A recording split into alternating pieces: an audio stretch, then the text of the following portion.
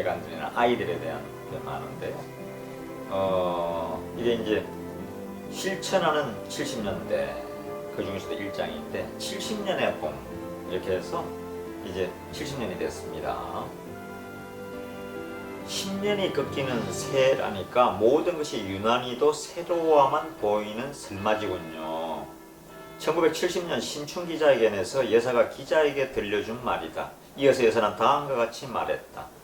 지난 10년에 정말이지 강산이 변했잖아요. 그동안에 흐뭇한 일도 많았지만 대전까지 뚫린 고속도로를 개통했을 때처럼 가슴 뿌듯했던 일도 드물 거예요. 비슷한 얘기지만 대규모의 공장들이 척척 들어서고 이제 우리가 중진국 소리를 듣게 된 건도 70년대를 맞는 기쁨이겠지요. 사사로이 말한다면 60년대는 어머니로서 가장 흐뭇했던 10년이 아닌가 싶어요.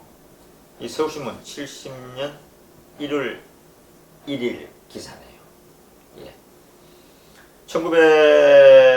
우리가 이제 1961년 5.16이 일어나서 63년에 대통령이 됐고요. 그 다음에 이제 1차 경제개발 5개년 계획으로 해서 우리가 이제 많이 경제 사정이 좋아졌죠. 경공업에서 이제 중공업으로 좀 나가고 있었고요.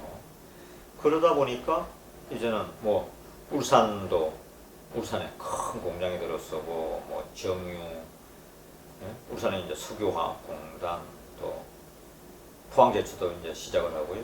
특히 이제 경부고속도로 그게 이제 다 뚫리고 해서 발전의 기틀을 완전히 이제 마련했던 게 60년대죠. 그리고 이제 70년을 맞은 겁니다. 근의 근역량과 지만군이 순조롭게 성장한 것이 여사에게는 더없이 흐뭇했던 일이다. 뿐만 아니라 여사는 이해 이제 70년 정초에 대한일보에 써보낸 신년효가 어머니의 사랑이었다. 이 무렵에 이르러 여사는 모정의 소중함을 강조하고 있었다. 그럴 만한 이유도 있었다. 근의 근역량이 금년에 상급학교 입학시험을 치르게 되었다. 근혜양이 고등학교를 졸업하고 근역량이 중학교를 졸업하게 되었던 것이다. 근혜양이나 근역량의 방에는 이 무렵 밤늦게까지 불이 켜져 있었다. 시험 준비를 하기 위해서였다. 아직도 부모의 눈에는 어리게만 보이는 그들이 밤잠을 자지 않고 책상 앞에 붙어있는 모습이 여사에게는 애처롭게만 여겨졌다. 그럴수록 여사는 그들을 알뜰하게 보살펴 주려고 애를 썼다. 근혜양의 말을 들어본다. 입학 시험 때였어요. 밤늦게까지 공부를 했는데 어머니는 우리들이 건강을 항상 염려해 주셨어요. 음식을 많이 먹으면 포만해져서 정신 집중이 어려움을 아시고는 되도록 음식을 적게 먹도록 유의해 주셨어요. 그 대신 영양가 있는 걸 만들어 주셨어요. 밤늦게까지 공부하고 있으면 어머니는 커피 대신 토마토를 내주시고 때로는 야채를 갈아 주시곤 하셨어요. 그리고는 밤중에 졸지는 않나 하여 확인해 보시려고 우리 방으로 오시곤 하셨어요. 어떤 때는 몸이 피곤하여 일찍 자고 밤 12시부터 공부하겠다고 말씀드리면 어머니는 어김없이 12시에 꼭 깨워주시곤 하셨어요. 대학으로 지나가는 근혜양에게는 무슨 과를 택하느냐가 또 하나의 숙제였다. 어느 학교 무슨 과를 택하느냐. 근혜양은 서강대학 전자공학과에 마음이 끌렸다. 우리나라 사는 면에서 앞으로 기대가 크고 또 우리 환경에 비춰볼 때 여러 면에서 요긴하다는 전자공학을 전공하여 작은아마 생산적인 면에서 직접 참여하고 싶다는 것이 꿈 많고 모든 가능성을 믿는 소녀로서의 희망이었던 것이다. 근혜양이 어느 날 어머니에게 의논하였다. 전자공학을 전공하고 싶어요. 어떻겠어요 어머니? 그래? 여사에게는 의외의 일이었다. 근혜양이 사학계통, 이 역사계통으로 진하게 주었으면 은근히 바랐던 것이다. 역사 과목은 저도 좋아해요. 그러나 새로운 학문을 배우고 싶은걸요. 근혜양은 자기 나름의 포부를 이야기하였다. 그 벅찬 학문을 내가 감당할 수 있을지 모르겠네. 여사는 그것이 염려되었다. 딸들에게 언니도 되어주고 친구도 되어주는 여사로서의 자신의 소망을 자녀들에게 강요하지는 않았다. 그러나 전자공학이 여성으로서 전공하기에는 과중한 학문이라고 생각되었다. 담임 선생님에게 의논해 보도록 하자. 여사의 말이었다.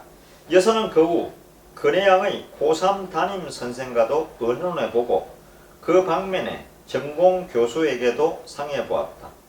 역시 여성으로서는 벅차다는 의견들이었다. 그렇다고 해서 그것이 근혜양의 뜻을 꺾어야 할 만큼 결정적인 이유가 될 수는 없었다. 벅찬 학문이기 때문에 공부할 보람도 있을 수도 있는 일이었다. 근혜양도 그런 의견이었다. 결국 대통령과도 의논하여 근혜양을 서강대학 전자공학과에 원서를 제출하도록 하였다. 시험을 치르는 날도 근혜양은 혼자 수험장으로 갔었다. 드디어 발표. 근혜양은 우수한 성적으로 합격하였다. 입학 후에도 대학생활 전반을 통하여 근혜양의 성적은 우수했다. 이공대학 전체에서 우등한 일도 있었다. 그 당시의 이야기를 서강대학 교수에게서 들어본다. 근혜양이 1등을 하였지요. 각 대학에서 1등을 하면 장학금을 타게 되었어요. 그러나 대통령의 영예라는 뜻에서 장학금을 못할 뻔했죠. 학비에 군색하지 않은 학생에겐 장학금을 주지 않아도 되지 않느냐는 의견이 일부에서 나왔기 때문이에요. 그러나 공부 잘하는 학생에게 주도록 되어 있는 일종의 포상제도이므로 굳이 안 줄 것도 없다는 반론이 나와 결국 근혜양이 받게 되었어요. 근혜양이 장학금을 받게 되자 유교사는 그렇게도 좋아하셨어요. 우시기까지 했다고 해요. 훗날 속상하는 일이 있다가도 그 일만 생각하면 그렇게 위로가 될 수 없다고 하셨어요. 여사가 기뻐서 울었다는 와전이었다. 여사가 기뻐서 울었다는 것은 와전이었다. 잘못된 이야기였다. 이런 뜻입니다.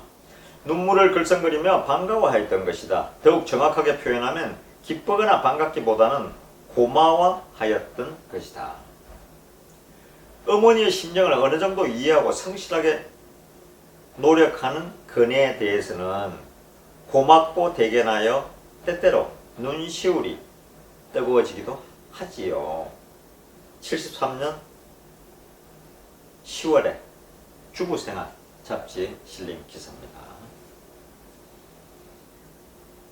풍망한 생활 속에서 자녀들을 보살필 수 있는 충분한 시간적인 여유를 못 가지고 항상 자녀들에 대하여 미안한 느낌조차 가지는 여사로서는 근혜양이 성실하게 공부하여 대학 입시를 무난하게 치러 합격했을 뿐만 아니라 장학금까지 받게 되는 것이 기쁘기에 앞서 고마웠던 것이다.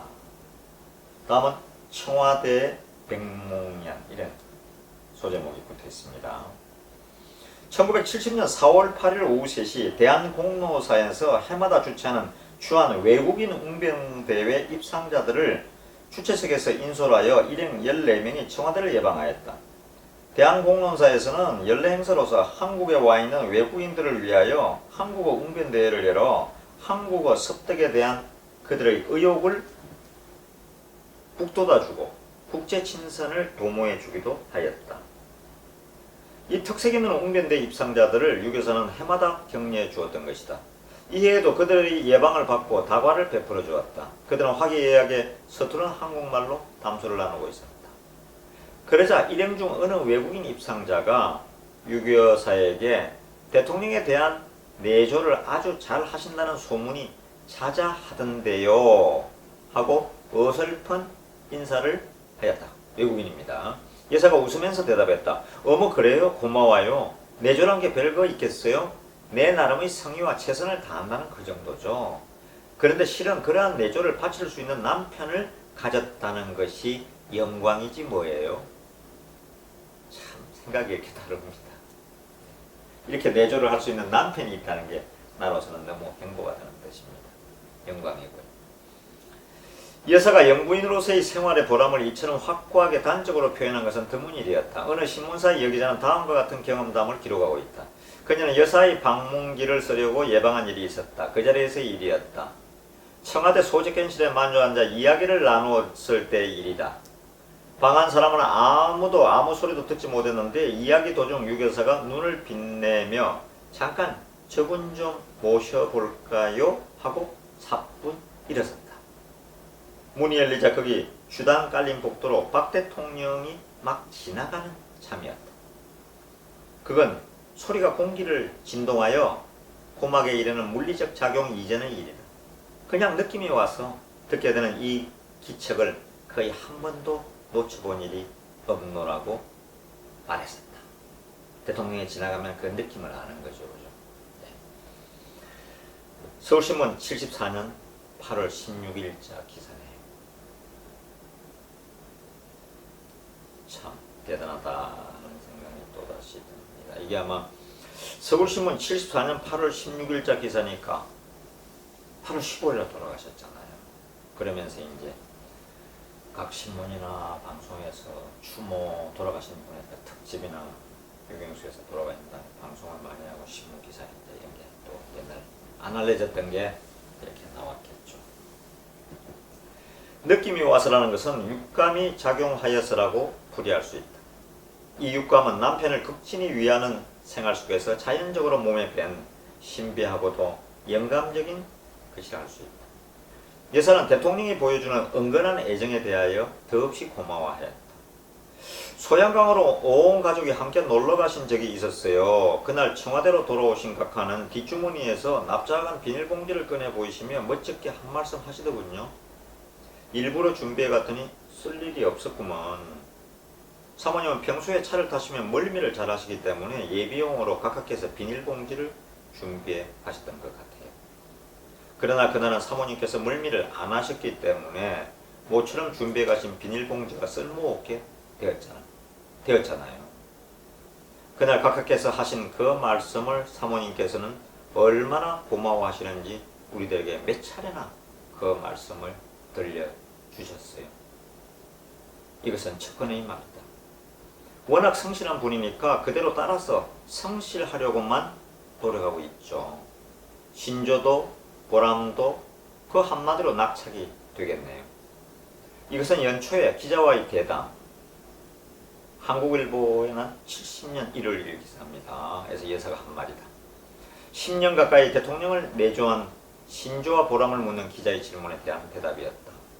이와 같은 순응 정신도 따지고 보면 남편의 절대적인 신뢰와 고마움이 바탕에 깔려 있었기 때문이다.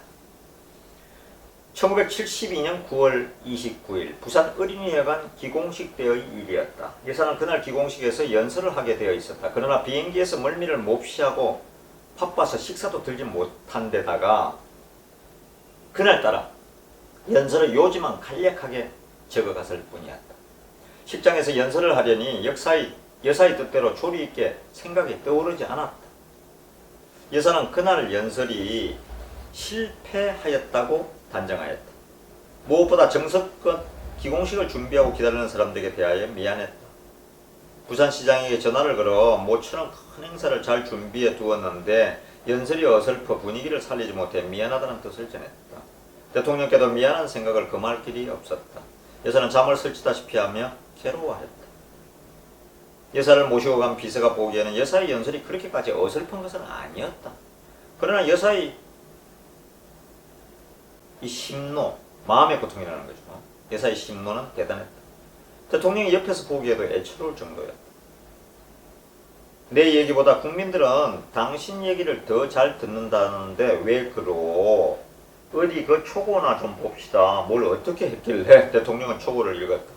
이 말하면 됐지. 뭘 걱정을 해. 가정주부가 연설을 잘못하는 것이 당연하지. 너무 잘해도 이상하잖아요. 대통령이 위로했다. 훗날 여사는 측근에게 당시의 일을 들려주며 말했다. 역시 남편의 위로가 제일 크더군요. 73년 10월 17일 정수직업훈련이 준공되고 개원식이 이제 용산에 있었죠. 개원식이 있었다. 유교사가 훈련된 설립자로서 개원사를 낭독하였다. 이 훈련은 설립자거든요. 정수 훈련이었죠. 대통령도 참석한 이 자리에서 단상에 오른 여사는 개원사를 낭독하기 전 훈련원의 건립을 위하여 음양으로 지원을 아끼지 않은 대통령에 대하여 치하의 말씀을 드렸다. 먼저 오늘 특별히 우리 원생 여러분의 앞날을 축복해 주시고 또 격려해 주시는 뜻에서 항상 바쁘신데도 불구하시고 이 자리에 참석하시어 우리 개원식을 빛내 주신 데 대하여 대통령께 감사드리겠습니다. 착공에서 오늘이 있기까지 큰 관심을 가지시고 물심양면으로 많은 도움을 주셨기 때문에 오늘 이와 같이 훌륭한 우리 훈련원이 건립된 것입니다. 그만큼 큰 관심을 가지셨다는 것은 대통령께서 여러분에게 걸고 계시는 기대가 그만큼 크다는 것을 생각해서 여러분들 훌륭한 기능공이 되어서 꼭 보답해야 한다는 것을 명심해 주기 바라겠습니다. 정초 지금 훈련은 이제 그 훈련원생들에게 한 얘기입니다. 여기서 말을 끊고 여사는 미소를 지으며 뒷자리 귀빈석에 앉아있는 대통령을 돌아보며 목례를 하였다. 그러나 이 지극히 여성적인 여사의 기대를 외면하고 대통령은 천정만 쳐다보고 있었다. 여사는 대통령의 의외 무관심한 반응이 마음에 서운했다. 식을 마치고 청와대로 돌아오자 그 문제부터 대통령에게 여쭈었다. 아까는 너무하세요. 왜? 의아한 표정으로 여사를 바라보았다. 여사가 사실을 구체적으로 설명하자 멋쩍은 표정으로 대통령은 웃음을 지어 보였다. 나는 당신이 단위로 올라가자 바로 연설할 줄로 알았지. 그래서 혹 잘못하는 데가 없나 하고 연설에만 신경을 쓰고 있었어. 그런데 틀린 대목도 없이 쏙 잘하더군. 이 일화야말로 비록 배경이 공석상에서 빚어진 공개적인 장면이라 하더라도 두 분 사이의 감정적인 교환은 지극히 사적인 것으로 대통령과 영분이 관계이기보다 연조가 쌓인 따뜻하고 순수한 내외 간의 은근한 정을 느끼게 하는 것이었다. 70년대 이후 넥타이의 폭이 넓어지기 시작했다. 유행이었다. 유교사도 대통령을 위하여 몇 개의 새로운 넥타이를 마련해 두었다. 그러나 대통령은 아침인 평소에 매던 것을 편리한 대로 내보내었다. 유행에 뒤진 폭이 좁은 넥타이는 낡은 인상을 주었다. 몇 번 새로운 넥타이를 매시도록 대통령께 여사가 권했으나 아무 거면 어떠냐 여전히 손에 잡히는 대로 매고나였다. 그러자 여사는 대통령 옷장에서 낡은 넥타이를 뽑아 슬며시 감춰버렸다. 그런 일에 별로 마음을 쓰지 않는 대통령은 다음 날부터 폭이 넓은 새로운 넥타이를 매게 되었다. 그 넥타이 포즈에 있는 넥타이를 그냥 아무 생각 없이 매니까요. 폭이 좁은지 넓은지도 모르고 역시 박정희 대통령도 장점 중에 하나가 이순신처럼 역시 한없이 단순하다는 겁니다. 집중력도 뛰어나고요.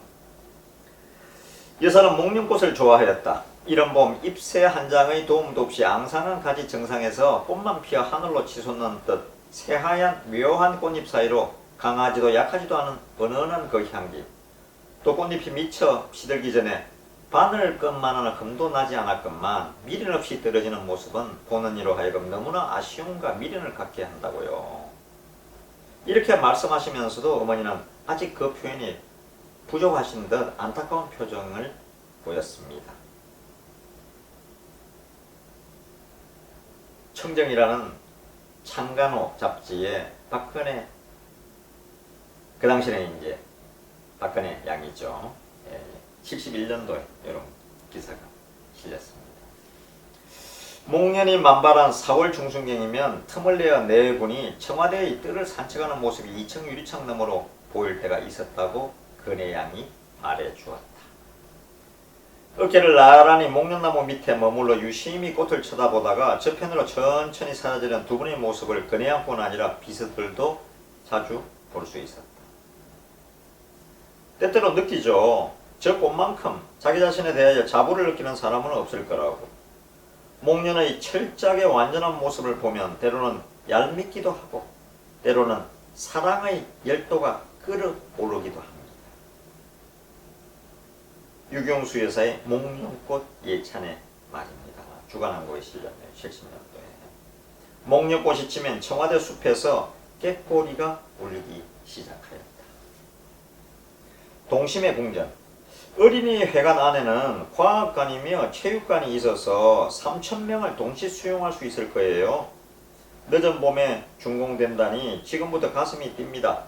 아마 내가 앞으로 가장 심혈을 기울이는 일이 이것이 되겠지요. 서울신문 기사고요. 가슴이 뛴다. 이와 같은 감정적 표현을 여사는 좀처럼 입에 담는 일이 없었다.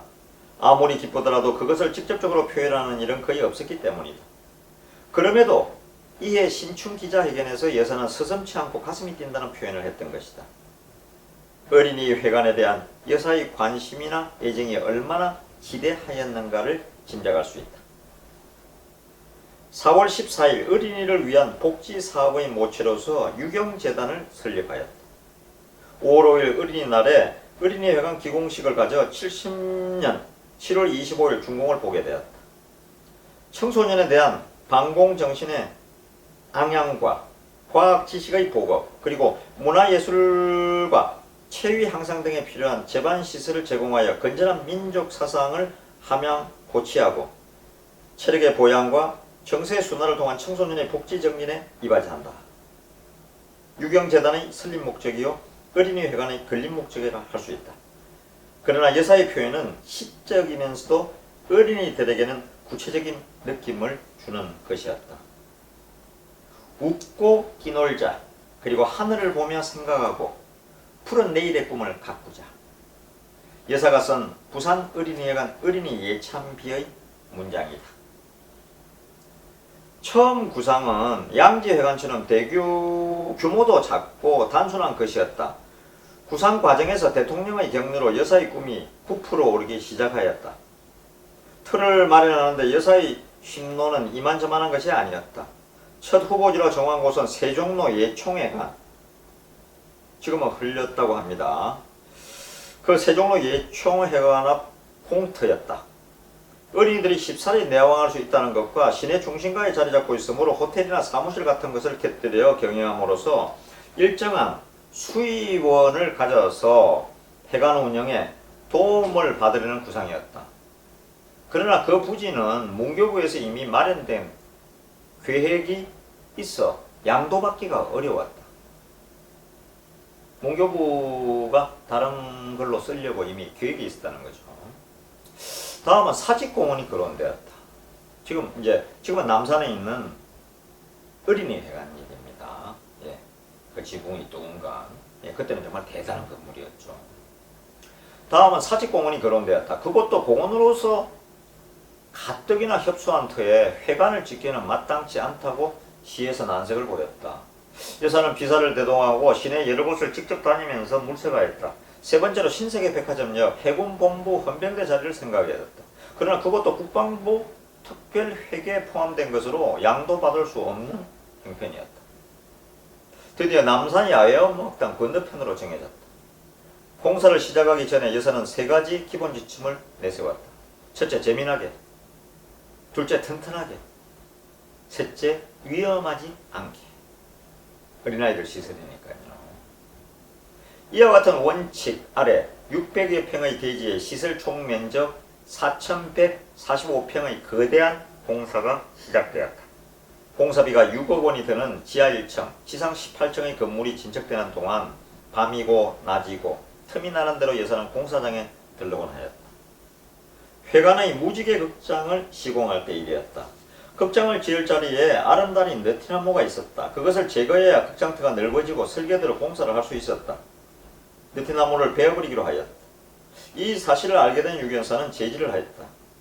극장 형태를 달리하고 설계를 변경하는 한이 있더라도 자연을 훼손할 수 없다는 것이 여사의 의견이었다. 나무는 100년 걸려서 이렇게 크게 되지만 이런 회관은 100년에 몇 대라도 지을 수 있고 허물어뜨릴 수도 있잖아요. 나무를 살리려고 설계를 변경하게 되면 극장 형태가 비뚤어지지 않을 수 없었다. 여사는 그와 같은 변형적인 것이야말로 어린이 극장다운 것이라 하였다. 좀 독특하죠. 예, 좀 더 재밌게 짓는다는 생각을 한 것이죠. 회관 공사를 서둘러 마치려고 한때 밤일을 하였다. 12시간 넘도록 공사장에 불을 켜놓고 일을 했다. 청와대에서 남산을 건너다 보면 환하게 불이 켜져 있는 공사장이 보였다. 여사는 공사장에 전화를 걸었다. 더운데 밤 늦게까지 일들을 하시는군요. 얼마나 수고가 많으세요. 그들의 노고를 위로해 주려고 공사장에 아이스크림을 보내주기도 했다. 어린이 회관을 짓는 동안 다리를 쭉 펴고 잠을 자지 못했어요. 여사의 수레였다. 드디어 1970년 7월 25일 어린이 회관이 완공되고 개관식을 가지게 되었다. 신문에서는 사회면 토끼서로 동심의 궁전, 여기는 우리들 세상, 동양 최대의 어린이 회관이라는 화려한 표제를 달아 보도하였다. 이날 개관식에서 여사가 치사를 했다. 어린이 회관의 시설을 과학과 예능, 교양, 체육 및 시청각 분야 등으로 크게 대별할 수 있다. 여사님은 청와대에 계시면서 밤에도 회관일을 일일이 머릿속에 그려보시는 것 같았어요. 관장 신명순 씨의 말이다. 그만큼 어린이 회관에 관한 여사의 관심은 열성적이었고 운영에 대한 지시도 치밀한 것이었다. 예의 바른 어린이들로 지도해야 한다. 무례한 자에겐 올바른 정신이 깃들 수 없다. 그러므로 예의를 바르게 가르치는 일은 정신을 올바르게 이끌어주는 일이다.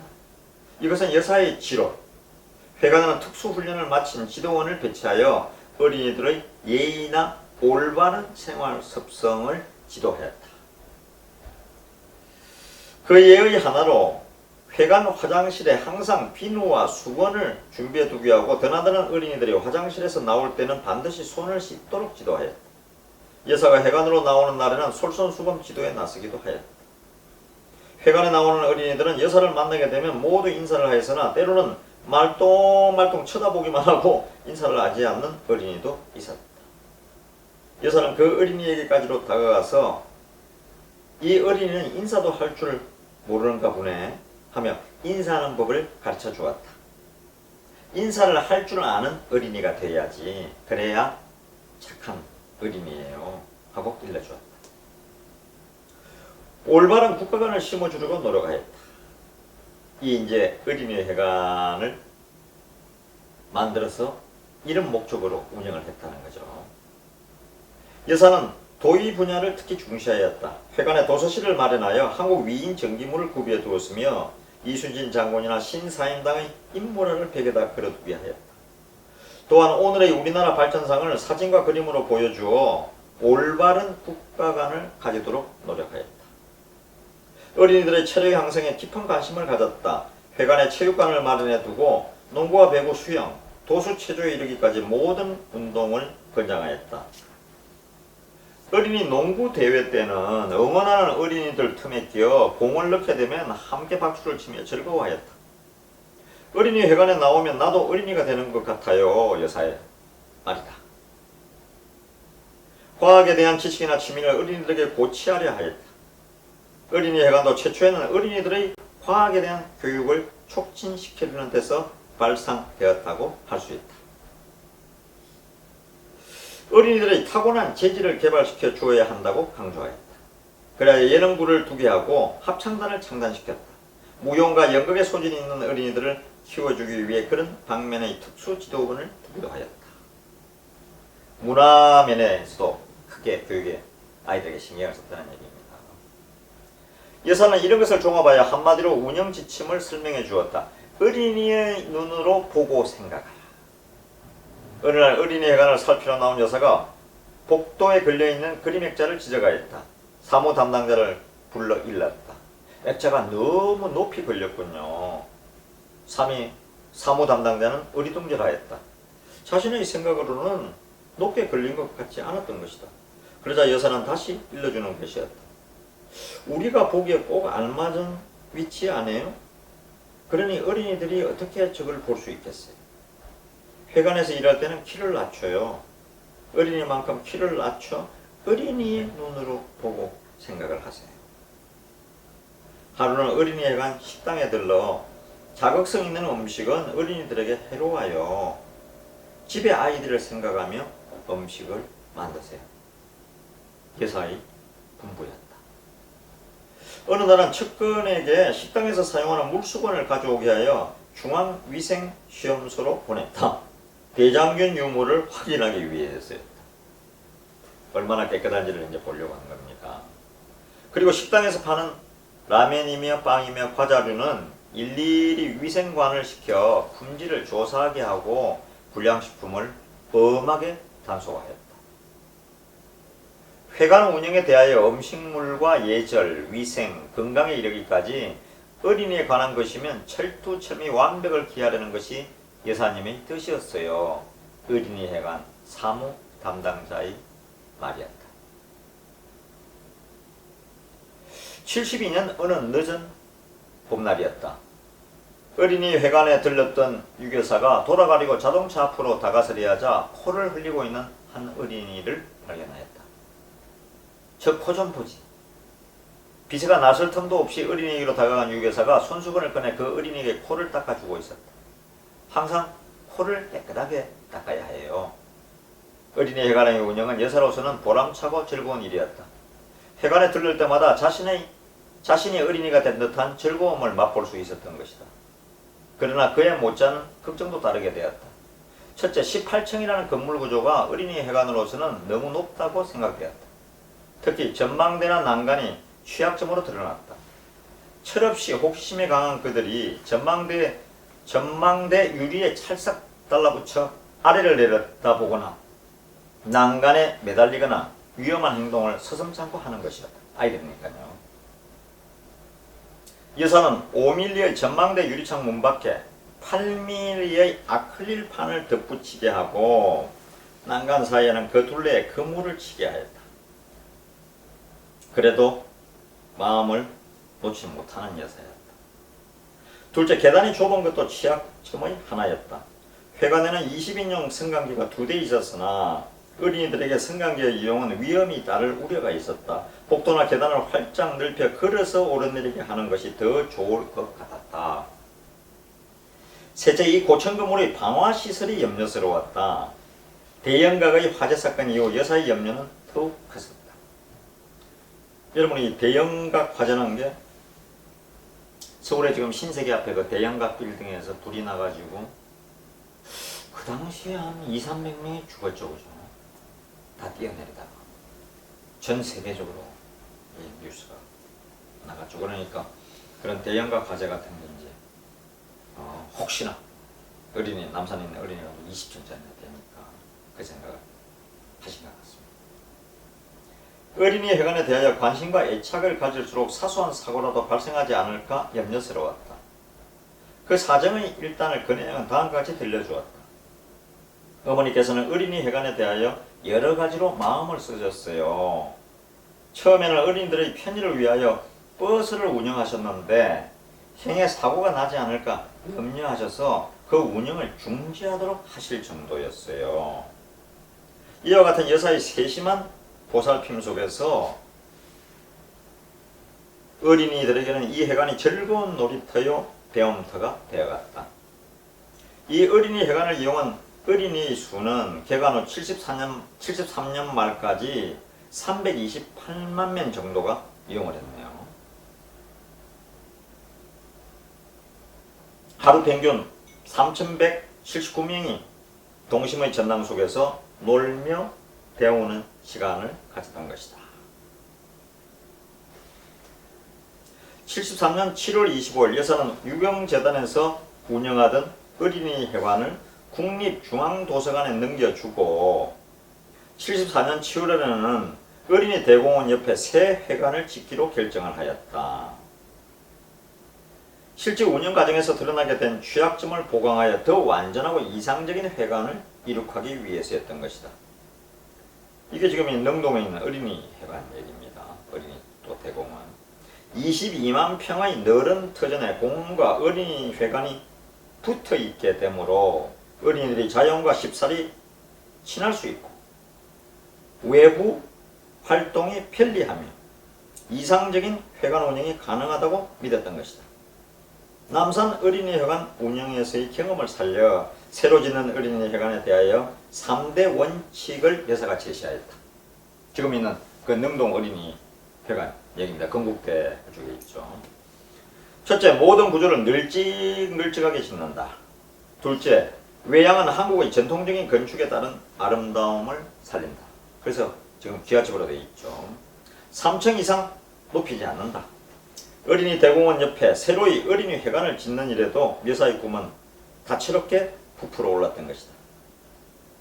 그 중에서도 완벽한 과학관을 마련하는 일과 풍부하고도 아름다운 수족관을 가지는 것이 여사의 꿈이었다고 주변에서는 말해주고 있다. 심해의 의족들이 꼬리를 흔들며 헤엄치는 수족관. 그러나 이 여사의 아름다운 꿈은 생전에 실현되지 못하고 말았다. 이유는 여러분이 더 잘 알고 계신 거죠. 그죠? 이렇게 유경수 여사는 정말 못 가진 자, 힘든 자, 정말 어려운 분들을 그거 하는데 또 한편으로는 정말 어린아이들이 천사 같은 마음이 다치지 않도록 그리고 아무런 걱정 근심 없이 뛰어놀 수 있도록 남산의 어린이회관을 짓고 또 지금의 능동 어린이회관 굉장히 그 공원이 크잖아요. 그렇죠? 옛날에는 골프장이었다 그러더라고요. 옛날에는. 그게 또 이제 어린이 회관이 돼서 지금 능동에 아이들이 많이 가죠. 우리가 모르고 지나기 쉬운데 이 대한민국 곳곳이 유경수 여사의 보살핌이 있었구나 하는 생각을 우리가 하게 됩니다. 이제 박목월 선생의 유경수 여사 이 책도 한 10번 정도 더 읽으면 마무리를 지을 것 같아요. 그리고 거의 그대로 제가 읽어가는데 중간중간에 통계라든지 조금 지겨운 그런 게 있거나 해외 순방 얘기는 사실은 뭐 별 재미가 없잖아요. 그래서 그런 거는 조금씩 건너뛰기를 하면서 이제는 마지막을 향해서 이제 조금 있으면 한 10번 더 마무리가 지어질 것 같아요. 이 유경수 여사 이게 박정희 대통령의 친필입니다. 박목월 선생이 이 책을 다 써서 대통령이 친필을 써달라고 했고 또 박근혜 대통령의 뭐라고 그럴까요? 추천서라고 그럴까요? 거기도 또 제일 뒤편에 있어요. 다음에 제가 그것도 또 읽어 드리도록 하겠습니다.